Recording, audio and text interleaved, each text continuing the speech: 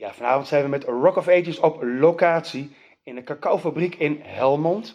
En met een hele goede reden, want we zijn hier vanavond voor Maiden United. Eerder dit jaar in februari spraken we al met bassist Joey Breurs.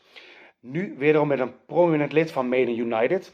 Een gitarist, we kennen van Lionheart, Mantas en natuurlijk als origineel gitarist van Iron Maiden. We have Dennis Stratton. How are you doing, Dennis? I'm very, very well, thank you. Well, first of all, thank you very much for your time. It's an honor No problem. to talk to you here for Rock of Ages on AFM. Listen, Kevin, I'm missing the beginning of West Ham versus Chelsea. I'm missing the kickoff, so this is much more important. That's true. Yes. So you're playing with Maiden United. Yep. 1980, that's the main goal. The year that you were guitar player of Iron Maiden, one of the biggest heavy metal bands in the world, still. Yeah. Can you tell us a bit about the year that you got involved with Maiden and how was that important 1980 year for you? Well, basically, it was not near the end of the summer in 1979. It was a bit strange because of a Sunday night, RDB, Remustown Boulevard, was my local band resident at the Bridge House in Canning Town. And we used to play there 2 nights a week. Mm-hmm. And on a Sunday night, these 2 guys used to come in, long blonde hair and long black curly hair, with 2 leather jackets and a West Ham scarf. I didn't know who they were. Used to wave, say hello while I was up on the stage, and everything. Steve would always. And I noticed that there was an advert in the Melody Maker or wherever the paper was for advertising for the guitarist, vocal, blah blah blah. I wasn't sure what to do because I was so involved with RDB and we were touring with Status Quo all over Europe and Scandinavia that I never got to hear what Maiden were like in the early days, the Soundhouse tapes.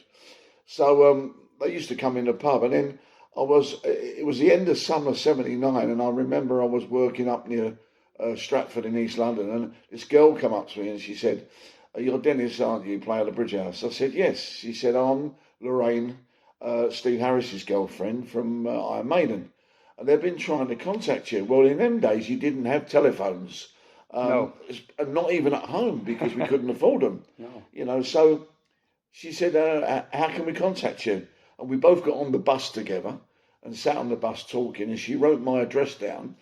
And that was the start of it because when 2 or 3 days later, I received this telegram through the door, and basically you don't have telegrams anymore. But no, I've still got it framed indoors, and it just said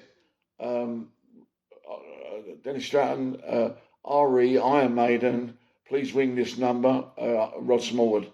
Just a little telegram, So I rang the number. I went to the phone box and rang the number, and Rod was talking to him, and he said, "Look, the guys want to meet up here." So I jumped on a train and a bus, and the old hangout at the Marquee was always the Ship, the pub, the Ship in Wardour Street. It was just along from the Marquee. So that was a good meeting place for everyone knew it. Yeah. We could have met in the East End of London because everyone lived there, but no, we met at the Ship. And I walked in and Steve and Dave were there and we were chatting. And I said, "I didn't know, such a coincidence. I've seen you in the pub." And we got chatting and they said, "Look, we've just signed this deal with VMI.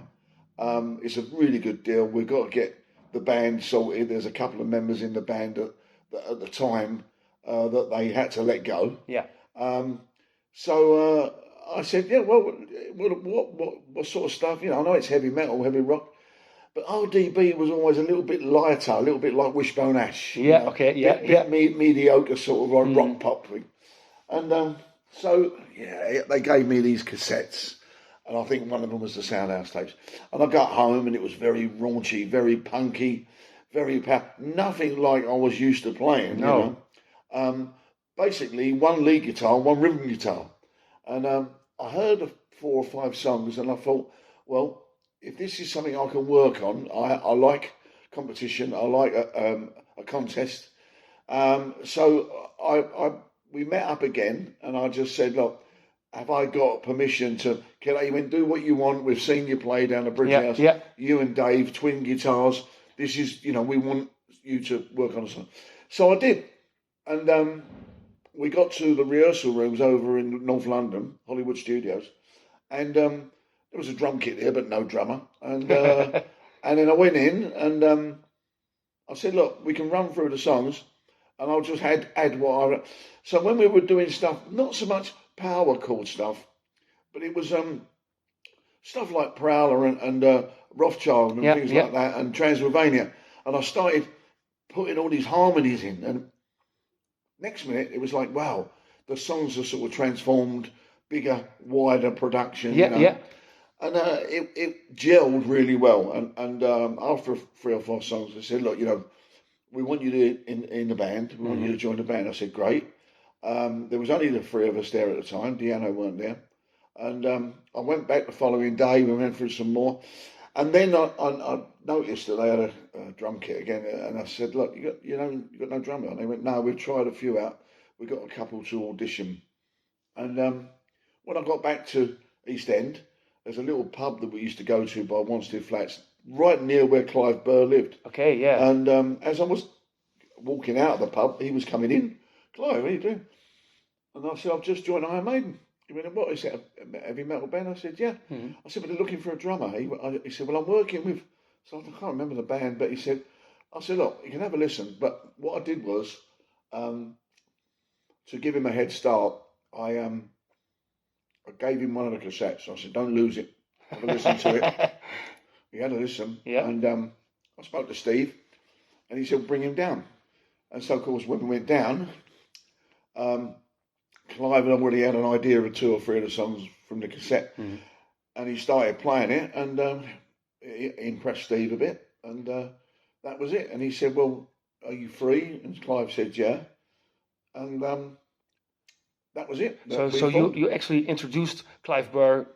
Oh yeah, to the rest of the band. Everyone, all the people knew that I took him into the band. Yeah, nice. Yeah. But it was giving him the little cassette, giving him a little bit of an edge in front of any other drummers that didn't know songs, No. And the next minute, me and Clive were in the studio on our own, and I was running through Phantom with him, and I think Dave might have popped out somewhere, and we were just running.